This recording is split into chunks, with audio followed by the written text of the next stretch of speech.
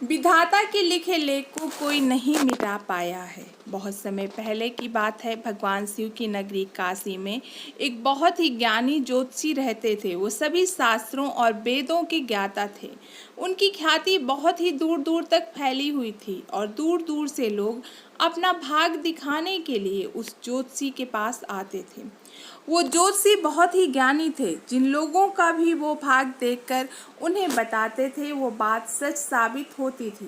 दूर से ही उनका भाग पढ़कर ये बता देते थे कि उनके भाग्य में क्या लिखा हुआ है। भूत, भविष्य और वर्तमान तीनों कालों का ज्ञान रखते थे। फिर उस ज्योतिषी के घर पर एक सुंदर बालक ने जन्म लिया। ज्योतिषी और उसकी पत्नी उस बालक का अच्छी तरह से पालन पोषण करने लगे।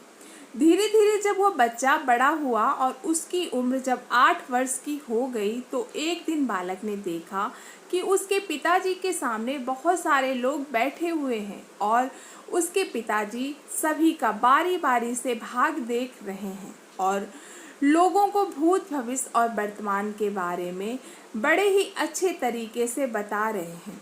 जब उस बालक ने ये सब देखा तो उसके मन में भी अपना भाग दिखाने की इच्छा जागृत हुई और इसी इच्छा बस वो अपने पिता के पास गया और कहने लगा, पिताजी, आप सभी का भाग देखते हैं और सबको उनके भाग के बारे में बताते हैं। क्यों ना आज आप मेरा भी भाग देख लीजिए और मुझे भी बताइए कि मेरे भाग में क्या लिखा हुआ है। उस अबोध बालक की बात सुनकर वो ज्योतिषी कहने लगा, बेटा, अभी तुम बालक हो, अभी तुम्हारा भाग देखने की अवस्था नहीं हुई है। जब तुम्हारी वो अवस्था हो जाएगी तब मैं तुम्हारा भाग अवश्य देखूंगा और फिर मैं तुम्हारे भाग के बारे में तुमको सब कुछ बता दूंगा। जब वो बालक अपने पिता के ऐसे वचनों को सुनता है तो उसके मन में थोड़ा सा दुख होता है और दुखी मन से वापस अपने घर में अपनी माँ के पास लौट जाता है। धीरे धीरे समय बीता। फिर एक दिन वो ज्योतिषी अपने आसन पर बैठा हुआ था कि तभी खेलते खेलते उसका पुत्र उसके पास पहुंच गया और फिर से अपने पिता से अपना भाग देखने के लिए कहने लगा। ज्योतिषी ने कहा, ठीक है बेटा, मैं तुम्हारा भाग देखता हूँ, तुम मेरे सामने आकर बैठ जाओ। फिर ज्योतिषी अपने पुत्र का भाग देखने लगा। उस ज्योतिषी ने अपने ग्रंथ को खोला और फिर अपने पुत्र की ललाट को देखा।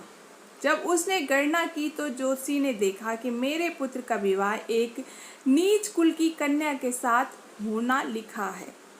जब उसने ये देखा तो वो सोचने लगा, अब क्या होगा, मैं जाति से उच्च कुल का ब्राह्मण हूँ और मेरे पुत्र का विवाह नीच कुल की लड़की से होगा। यदि ऐसा हो गया तो मैं कहीं का नहीं रहूँगा और किसी को अपना मुंह दिखाने लायक भी नहीं रहूँगा। नहीं नहीं, ऐसा नहीं होने दूंगा। जब मैं भाग देख सकता हूँ तो मैं भाग को बदल भी सकता हूँ। जब उस ज्योतिषी ने कुछ और गहराई से उस ग्रंथ को देखा और उसकी गणना की तो उसे पता चला उसी गंगा के किनारे कई कोसों दूर एक मछुआरे का परिवार रहता है और उसके परिवार में अब तक 5 पुत्रियों का जन्म हो चुका है और जो मछुआरे की 5वें नंबर की कन्या है जिसकी उम्र मात्र 7 महीने की है और जिसका नाम उस मछुआरे ने चंद्रमुखी रखा है। मेरे पुत्र का विवाह उस लड़की से होगा, ऐसा मेरे पुत्र के भाग में लिखा है। तो ज्योतिषी ने सोचा, मैं अपने पुत्र के भाग को जरूर बदलूंगा, मैं इसमें सामर्थ्य भी हूँ। जब मैंने अपने पुत्र के भाग को देख ही लिया है तो मैं इसके भाग को बदल भी सकता हूँ। ज्योतिषी कहता है, मैं भी आज देखता हूँ कि भाग बड़ा है या मैं बड़ा हूँ। ज्योतिषी ब्रह्मा जी के लिखे हुए विधान को बदलने के लिए चल देता है और चलते चलते उस मछुआरे के घर पहुँच जाता है।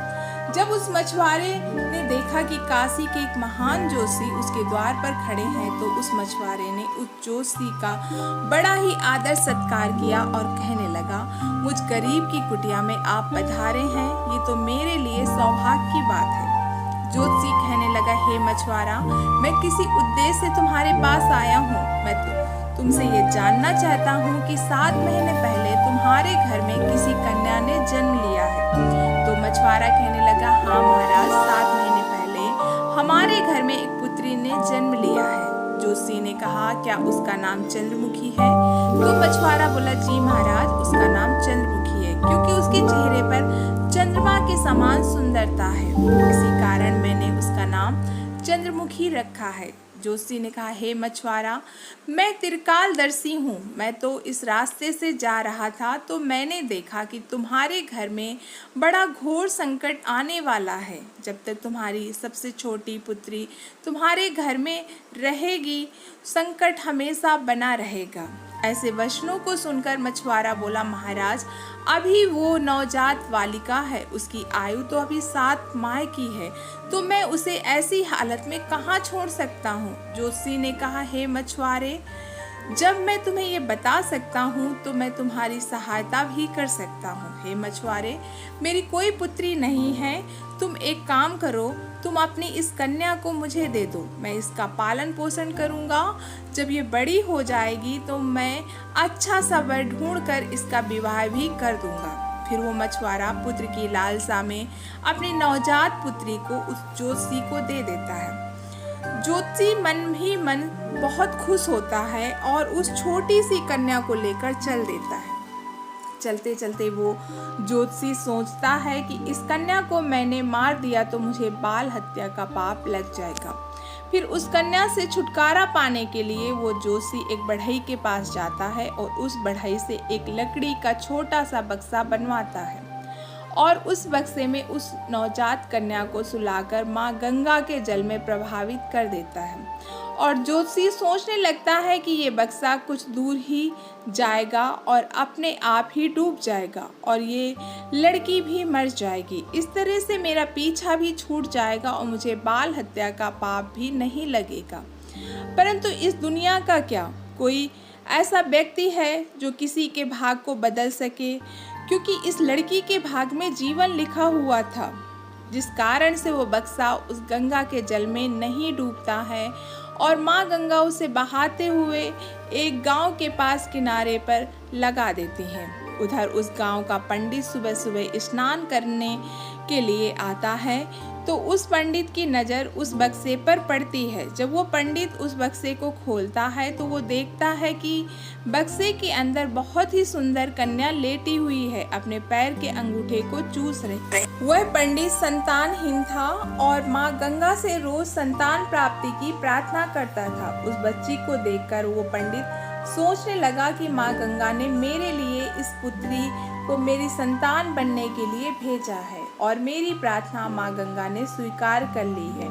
और इस तरह वो पंडित उस कन्या को लेकर अपने घर के लिए चल देता है। जब वो पंडित अपने घर पहुंचा और उस कन्या को अपनी पत्नी को दिखाया तो उसकी पत्नी कहने लगी, आप ये किसकी पुत्री ले आए हैं? ये बड़ी ही सुंदर है। तो पंडित जी कहने लगे, माँ गंगा ने हमारी प्रार्थना स्वीकार कर ली है और इस कन्या को हमारी संतान के रूप में हमारी झोली में डाल दिया है।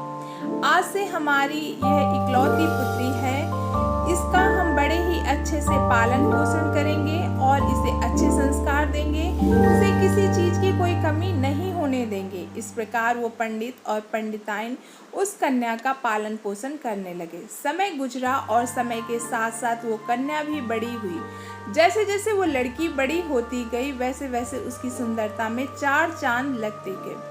वो इतनी सुंदर थी कि जैसे कोई इंद्र की अप्सरा हो। फिर जब वो लड़की थोड़ी और बड़ी हुई तो एक दिन पंडिताइन ने अपने पति से कहा, सुनते हो, हमारी बिटिया अब सयानी हो गई है और इसकी विवाह की उम्र हो गई है। आप कहीं जाकर वर ढूंढकर हमारी बिटिया की शादी कर दो।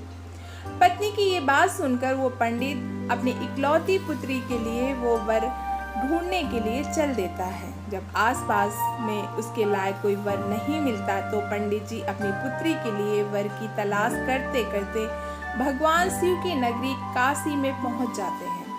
वहां जाकर लोगों से पूछते हैं कि यहाँ कोई ऐसा ब्राह्मण परिवार है जिसका कोई पुत्र विवाह के योग हो तो बताओ। काशी के लोग उस जोशी के बारे में बताते हैं कि उनका बहुत ही संस्कारी परिवार है और उन जोशी का एक इकलौता पुत्र है और उसकी उम्र भी विवाह के योग है। पंडित जी, आपकी बात उन जोशी महाराज के पास बन जाएगी तो आपकी पुत्री बहुत ही सुखी रहेगी। उन लोगों की बात सुनकर पंडित जी उस जोशी के घर अपनी बिटिया की शादी करने के लिए चल देता है। जब वो जोशी के घर पहुंचे और जोशी से मिले तब पंडित जी ने अपनी पुत्री की सुंदरता के बारे में बताया और ज्योतिषी को अपने आने के मकसद को बताया। मेरी एक पुत्री है और उसका विवाह हम आपके पुत्र के साथ करना चाहते हैं। तो ज्योतिषी भी बड़ा खुश हुआ कि चलो, मेरे पुत्र के जो भाग में लिखा था अब वो बदल गया है और एक ब्राह्मण अपनी पुत्री की शादी के लिए मेरे पास आया है। वो ज्योतिषी पंडित की उस बिटिया से अपने पुत्र की शादी करने के लिए तैयार हो जाता है और फिर विवाह का समय निश्चित भी हो जाता है और वो दिन भी आ जाता है जिस दिन पंडित की पुत्री और ज्योतिषी के पुत्र की शादी होनी होती है। फिर वह ज्योतिषी अपने पुत्र की बारात लेकर उस पंडित के गांव की तरफ चल देता है और सोचता जा रहा था कि मैंने अपने पुत्र का भाग बदल दिया। मैंने जो शास्त्रों का अध्ययन किया है जिसके कारण मुझे वो क्षमता है जिससे आज मैं अपने पुत्र का भाग बदल दूंगा। ज्योतिषी को पता नहीं था कि विधाता का लिखा लेख कोई नहीं मिटा सकता है।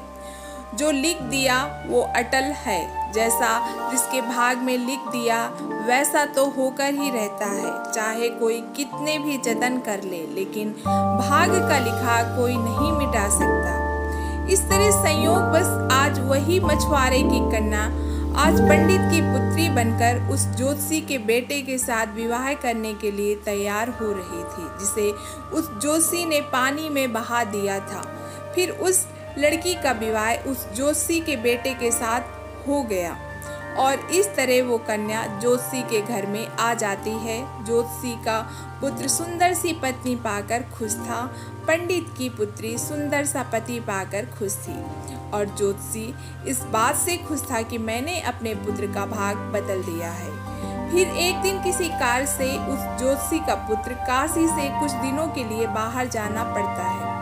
एक दिन वो ज्योतिषी अपने आसन पर बैठे हुए थे, अपने ग्रंथ की गणनाओं में लगे हुए थे। तभी उनकी पुत्र वधू ज्योतिषी के लिए चाय लेकर उनके पास पहुंची। पुत्र वधू को आया देखकर वो ज्योतिषी ने अपना ग्रंथ बंद किया और पुत्र वधू के हाथ से चाय का गिलास ले लिया और आराम से चाय पीने लगे। तभी उत्सुकतावश चंद्रमुखी ने कहा, पिताजी आप सभी का भाग देखते हैं, आज मेरा भी भाग देखकर मुझे ये बताइए कि मेरी पहली संतान पुत्री होगी या पुत्र होगा। ज्योतिषी ने चाय खत्म की और अपनी पुत्रवधू का भाग देखने लगे। अपनी पुत्रवधू का भाग देखकर उस ज्योतिषी का पसीना छूटने लगा। उसने देखा कि ये तो वही मछुआरे की लड़की है जिसे मैंने मरने के लिए गंगा में प्रभावित किया था। फिर ये मेरे घर में मेरी पुत्रवधू बनकर कैसे आ गई? उसने चंद्रमुखी से कहा, पुत्री तुम अपने पिता की इकलौती ही पुत्री हो ना? तो वो कन्या बोली, जी पिताजी, मेरे असली माता पिता तो बड़े ही दुष्ट थे। उन्होंने मुझे 7 माह की अवस्था में गंगा में प्रभावित कर दिया था और जो मेरे नए माता पिता हैं इन्होंने मुझे नया जीवन दान दिया है। जिस दिन से मुझे नया जीवन दान मिला है तब से यही मेरे माता पिता हैं। जब ज्योतिषी ने कन्फर्म कर लिया कि ये वही मछुआरे की लड़की है तो ज्योतिषी ने चंद्रमुखी से निजात पाने के लिए एक युक्ति निकाली और चंद्रमुखी से बोला, बेटी तुम पहली संतान पुत्र पाना चाहती हो तो मेरे साथ तुम्हें समुद्र पर चलना होगा।